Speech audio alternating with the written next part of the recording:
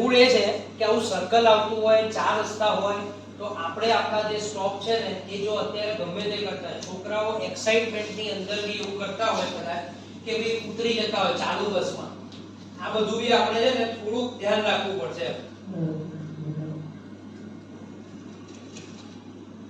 વસ્તી નથી આ ઇન જનરલ છે કે ભાઈ કોઈ એવી જગ્યાએ છે રોડ ઉપર કોઈ સ્કૂલ છે તો ત્યાં તમે ગમે ત્યાં પાર્ક કરેલી હશે તો આ લોકો એનો દંડ ફટકારવા આવશે. એટલે આપણે પાર્કિંગમાં બી જ્યાં જ્યાં તમે સ્ટોપ ઉપરથી બી લો છો ને ત્યાં બી એકદમ એવી હાલતમાં પાર્ક નહીં કરવાની કે ચાર માણસને આપણે આંખી દેખાય. એટલે આ સ્કૂલનો છે ને પણ સામે એટલું સમજી લેવાનું કે જ્યાંથી આપણો પિકઅપ અને ડ્રોપ પોઈન્ટ છે ને એ એવી જગ્યાએ તમે રાખજો કે એક્ઝેક્ટ